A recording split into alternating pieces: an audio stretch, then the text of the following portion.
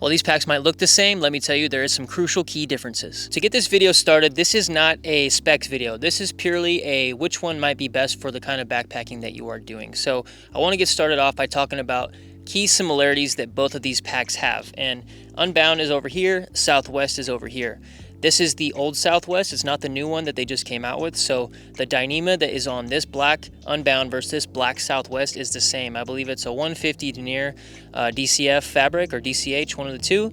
And that is the exact same fabric on both of these, which it is way more durable than the white one because the white is a lot thinner. I believe it's a 50 denier versus the 150. Some other similarities on the back side of the pack are the straps. The straps indeed are the same exact straps, but I do believe that, yes, the Unbound appears to have a couple bits of more daisy chains on here, and the hip belts are the same, but the big crucial difference in this case is that the Southwest has a fixed hip belt, so you cannot take it off or replace it with a different one, where the Unbound gives you the opportunity to change or not have a hip belt on your pack if that's something that you enjoy doing. These packs also both have a Y-strap on top for a bear can or a thermarest pad or whatever you want to put on top. It is noted though that the Unbound has a lot thinner of a strap than the old Southwest does. This one's a lot thicker. As you can see, both of these packs have extremely large collars. These are both 55-liter packs.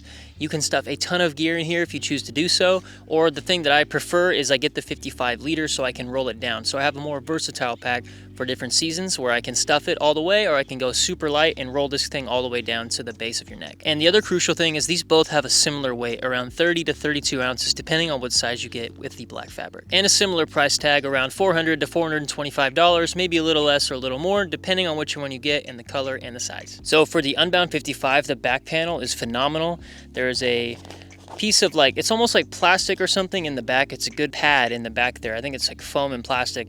And the frame is different compared to the Southwest. The frame is a single frame down the middle, which I didn't know if I'd be too sure about when I first got it, but this thing carries like a champion, and I liked it. It's almost like an additional external spine, and it seems to carry weight just as good as the Southwest, which does have a different kind of frame inside. So for the Southwest, as I mentioned prior, the back frame is different. It's a classic two-piece stay, or technically just two stays. So it claims to distribute weight more evenly versus having the one in the middle. So when you're rocking back from side to side, the weight's not moving as much because there's two stays versus the one. So that might be something you enjoy better. And this is the old Southwest, so this is not the new one. I believe the new one still has the dual stays, but it also has that same back panel, I believe, that the Unbound has. So now it's kind of cool they're combining features across all packs, it seems. So another thing that I really think is a huge difference on these packs is the sides. In particular, the water bottle pockets.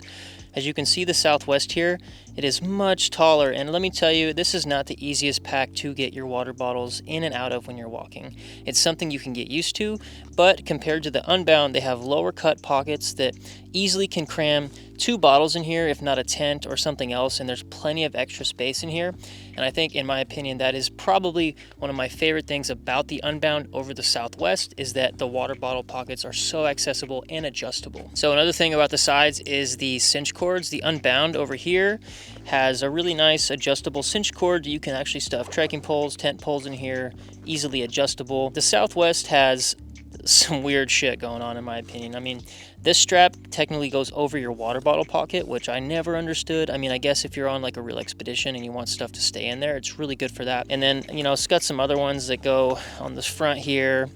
And then, I don't know, I never have understood the straps on the Southwest versus the Unbound. I feel like the Unbound's more for easily accessible things, so like, you know, potentially like through hiking or just hiking a lot of mileage and being able to access your gear rather quickly instead of stopping and undoing all the straps and taking everything off. So that's something you want to consider when buying these packs, is if those straps work better for you, if you're trying to keep everything in super stable versus being able to get everything out a lot easier. And I know that there's going to be somebody that says this is the easiest pack to take things out of. This is just my personal experience. When it comes to the front of these packs though, I will say there is a significant difference, and this purely comes down to preference, because on the Southwest, this thing is, you can stuff the hell out of this thing. There is a huge front pocket on here that I have stuffed so much stuff in here and made it where I don't have to put as much inside the internal capacity of the pack, even though there's bin room.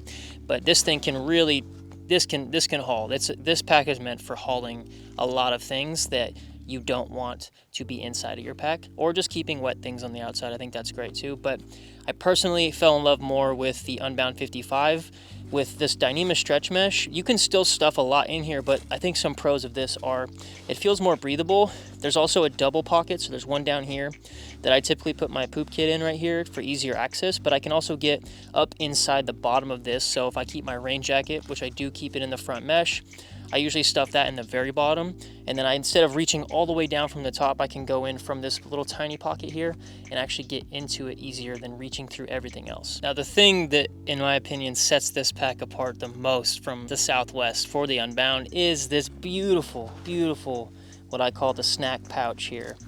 I can keep all of my stuff in here. I've even kept my phone in here sometimes if I need to store it somewhere easy that's not a hip belt pocket. Also has a little trash port down here, so if I'm walking, I take one out here, use the other hand to stuff the trash in there. Now, this is not something that a lot of people need, but Southwest does not have this. It's got a nice thick bottom here as well, so it's very durable, but in my opinion, having the snack pouch on the bottom also gives this a little more protection because there's now an additional layer of a Dyneema material protecting the bottom of the pack. So while I understand this snack pouch is not a necessity for everyone, once I got a pack that had it, it has become a full-time need for me on the trail. So now is the hard part where spring backpacking season's coming up, right? And I know that some people are looking to get new packs at this time of year, and I personally love Hyperlite packs, and the Southwest is a great choice, so is the Unbound, and I can't say one is per a specific hiker or not, because I've seen people through hike with the Southwest, I've seen people through hike with the Unbound, weekend warrior with both of them. It doesn't really matter. They both have the same leaders.